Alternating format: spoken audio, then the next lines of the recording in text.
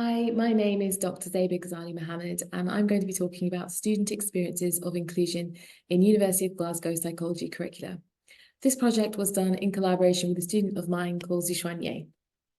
Our project, in essence, is really to understand how to decolonize psychology teaching and what that looks like. So, for a bit of background, decolonial practice has now come to the forefront of higher education and has been here for some time.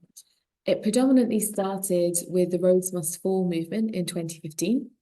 But also shortly after that, the Black Lives Matter movement after the murder of George Floyd.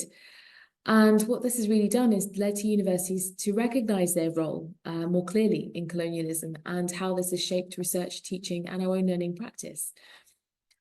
Curricula, at least from the psychology perspective, research has shown often represents a very distorted Eurocentric or American-centric viewpoint, which is presented as the norm, but of course neglects the global majority. And what we're also seeing is that funders increasingly accrediting bodies, so in psychology, the British Psychological Society, and our own institutions are encouraging staff to decolonize their teaching. But what does this actually mean in practice, and how do we go about doing that? Within our own school, at the School of Psychology and Neuroscience at Glasgow, we have started to put in various measures to try and decolonize our practice. So some of the things that we've done are listed here. We have tried to make reading lists and our teaching content more diverse by actually incorporating some of that new reading material into our teaching content, rather than just adding to a reading list. We've also tried to acknowledge the dark colonial parts of psychological research, and it allows students to be critical of this. So, for example, intelligence testing and the underpinning racism behind that, that is perpetuated today. In the case of where we have an accrediting body accrediting our degrees, so in our case, the BPS, we have had to try and adapt our assessments because obviously we are being told what curricula we have to teach students.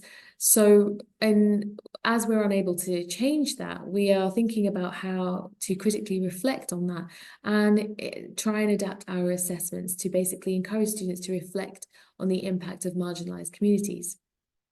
We have also set up the Race and Equality Network, or RAIN as it's known, and also a Race Equality Champion for the school, myself, which has allowed students to have an open door to come and also give us their own feedback about how inclusive they see our curriculum to be, but also what else they would like us to do.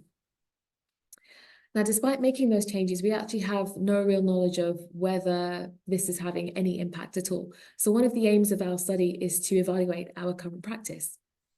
We also aim to understand how inclusive students of colour experience their curriculum to be here. So in order to do this, we used questions that were adapted from an earlier study conducted by Gilbert and colleagues in 2020. And this really aimed to assess the impact of a white curriculum on students.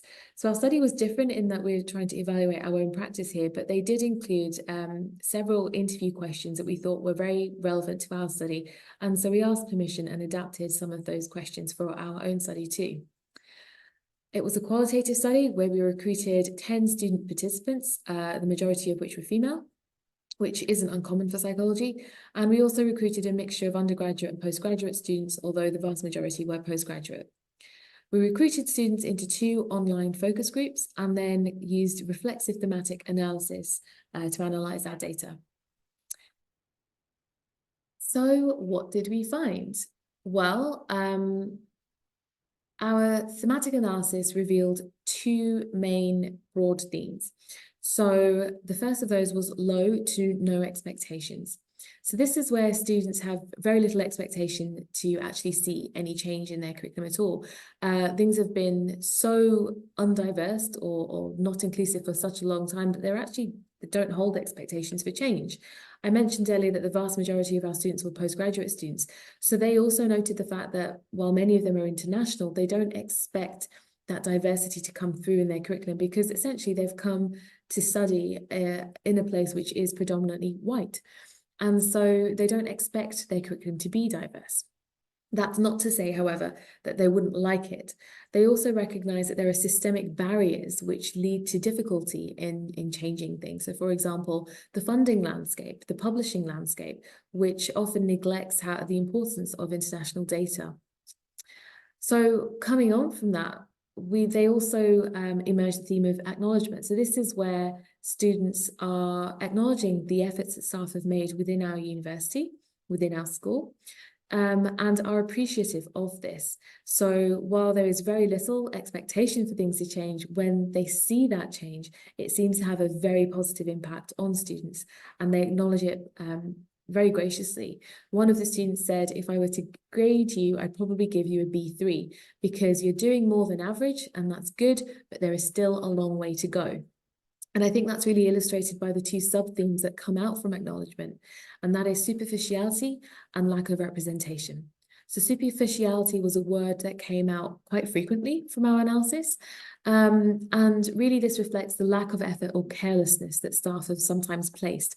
So I think this is really where some people have taken decolonizing to be a bit of a tick box exercise, adding in a few references in the reading list without actually thinking more critically about what this would involve. Similarly, students talked about having the onus placed on students, so staff not necessarily wanting to engage in the process very much, and where students maybe are asking about more representative studies, for example, staff have often asked them to go off and research that themselves and then feed that back to the class if they were interested. So students are talking about the fact that in order to diversify and decolonize, it really does need to be at the core of our teaching. It can't be something that you add a few references at the end of your reading list and expect that to change, or expect your teaching to be inclusive. And finally, the other sub-theme that came through was lack of representation. So they talk about the fact that it's not just about the curriculum and how inclusive that can be, but it's also about the general makeup of the school. So they acknowledge the fact that we have very few teaching staff of colour, and that in itself could be a barrier to seeing changes being made and developing a bit more inclusivity in our teaching. But they also would like to see more representation among staff and among more of the teaching content that they've got too. So what does this mean for our learning and teaching practice? It does seem to be that the students identify a distinction between decolonizing and diversifying. So yes, they want to acknowledge the past, but they don't want that repeated to them. They're very aware of why we're all in this situation and why our teaching isn't inclusive to begin with. They don't need that repeated to them. What they want, though, is to see us moving forward and to be a bit more inclusive and diversify our teaching content. Students are also very aware of how meaningful these efforts are and can tell if staff aren't putting in a huge amount of time in this. They recognise that it's scary, particularly if you are a staff member who, is not a person of colour and are worried about getting things wrong. But they say that small changes make a big difference. And if you are very wary, please use students as partners because they would like to help and they are very happy to be used as a sounding board.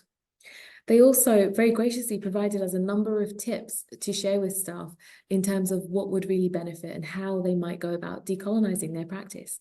So the first one is that they recognize decolonization is going to look different for different topics. So for example, in psychology, social psychology is a topic that really lends itself to talking about some of these issues. And so some have suggested consider making this an intended learning outcome of the course. Other topics like physiological psychology, for example, because you're talking about biological or physiological processes, there might not be as kind of obvious areas to diversify content, but it could be simply looking at research from the global south. A second topic is that they recognise you can't focus on every single culture that there is globally, so either pick one that seems relevant for what you're discussing or simply a paper that is relevant for the topic in which you're looking at. Third, if you are really wary, bring in guest lecturers and give them a platform. People from the Global South, for example, would be great to have here on board. Consult students, they're very happy to help. Keep that line of communication open. So as part of the Race Equality Network, we have a student advisory panel. That could be something that people could consider. And finally, if you are discussing a study and feel that you are decolonizing your practice, make that clear because sometimes it's not very obvious. So for example, including a picture of someone to make it obvious that you are trying to be representative. So that's the end of the study, a very quick guided tour if you like, but please reach out if you'd like to know a bit more about the data, about the study, or you'd like a bit more advice about improving inclusivity in psychology. Thank you.